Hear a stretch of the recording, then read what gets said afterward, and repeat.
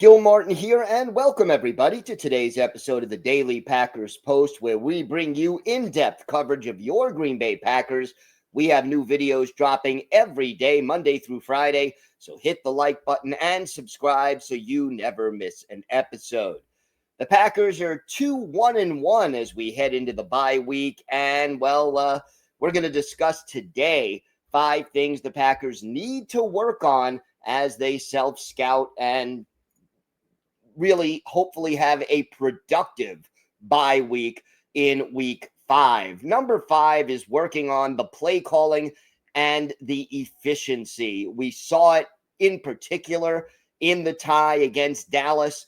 Green Bay had chances to win the game, but the way they called plays down the stretch, Matt LaFleur just not aggressive enough, and poor clock management on the final drive in overtime cost them a chance to win the game. Green Bay had the ball at the Cowboys 19 with 52 seconds to go. A field goal ties it, a touchdown wins, and then they have an RPO. Emmanuel Wilson runs for 7 yards, gets a first down. Took them 20 seconds to get the next play off, another RPO. Short pass to Matthew Golden that loses 3. You call timeout, 28 seconds left. Then another yard lost on a short pass to Wilson, 22 seconds left. And then facing 3rd and 14, you almost have the clock run out as the Packers could not get to the line of scrimmage and run that last play. It's a throwaway. Did not really take a legitimate shot at the end zone. And they were fortunate, the offense, that there was still 1 second left on the clock for Brandon McManus to tie the game with his 34-yard field goal on the last play. And Matt LaFleur admitted it. The operation was way too slow. Obviously, the play calls sucked. They weren't good enough. And look, you got to clean this up. It is hard enough to win in the NFL on a consistent basis when you're doing everything right because the other team gets paid too. They are talented NFL level players. You can't make things harder for yourself. And you've got to have good play calling and good use of the clock and execution in between plays and on plays to make those last minute drives successful. Talking about beating yourself, number 4, they've got to clean up the penalties. This has been an issue not just this year, but last year, and it's still a big problem. And the ones we're seeing too much of are the mental mistakes, the illegal formations, lining up offside, ineligible man downfield. Yeah, the Packers have the youngest roster in the league for the 3rd year in a row, but they can't continue to hurt themselves. 35 penalties have been accepted against the Packers through 4 games. That doesn't include offsetting penalties and penalties that were declined. That's nearly 9 penalties per game. You are hurting yourself. Offensive drives are disrupted. On defense, you're giving the opposition a first down when you should have them punting and getting the defense off the field. If you want to win in January and hopefully even February, if you want to beat the best teams in this league, you can't go beating yourself. The penalties have to get cleaned up. Number 3, the run blocking. It has been poor all season, and yes, injuries have something to do with it. Josh Jacobs finally had a good statistical game against Dallas, but all season, nearly all of his yards have come after first contact, and that first contact has far too often been behind the line of scrimmage. So yeah, Zach Tom, he's graded out, according to Pro Football Focus, as the Packers' best run blocker the last few years. He's been out.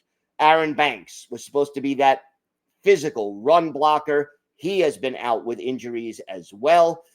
Elton Jenkins' move from guard to center, I can't say it's been a smooth transition. It's been a disappointment so far through the first 4 games.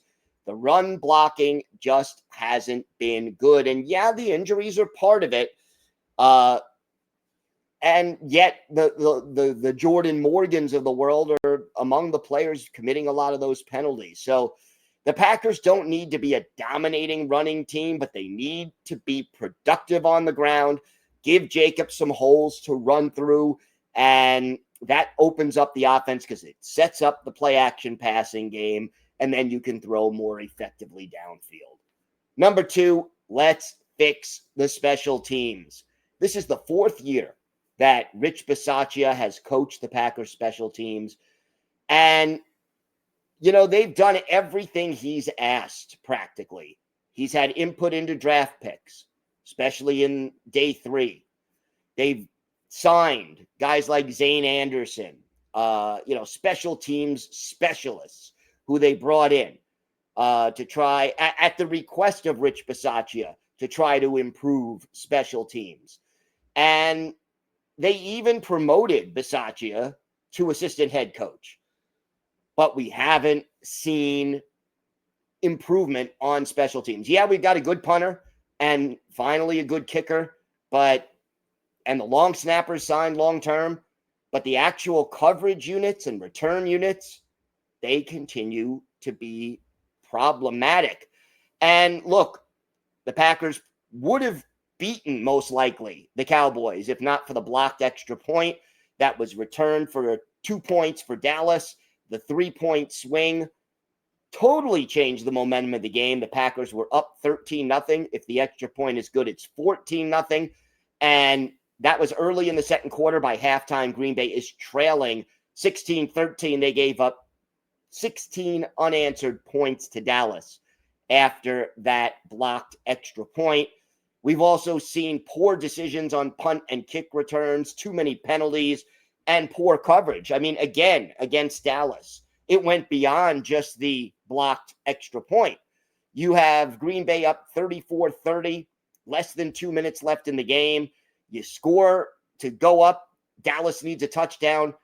The kick return, 45 yards. Dallas ends up starting that drive on their own 46. That's a short field. They take the lead on that drive. The last 2 games against the Browns and the Cowboys, special teams have been dreadful again. They've got to work on cleaning that up. And if it doesn't get better, I don't understand how you could bring back Rich Bisaccia to run special teams. 4 years, and we're still not seeing the progress. And then number 1 for this week, let's get healthy. We talked about the offensive linemen, Tom, Banks, Anthony Belton also out. Devontae Wyatt was banged up against Dallas. Hopefully he will be able to return after the bye. Nate Hobbs has been recovering from a knee injury that he suffered in training camp, and hopefully he can be healthier after the bye. And the bye allows Christian Watson a full week to continue his rehab, continue his recovery, and hopefully he will soon be practicing and eventually actually playing with the team. So let's get healthy during the bye, engage in some self-scouting, and come out fighting for the next game against the Bengals in a couple of weeks. Don't forget to check out our website at thepackerspost.com for in-depth articles on your Packers Monday through Saturday. Here on YouTube, hit the like button and subscribe so you never miss one of our episodes of the Daily Packers Post. I'm Gil Martin. Have a great day, everyone. Thanks for watching. And of course, go Pack Go.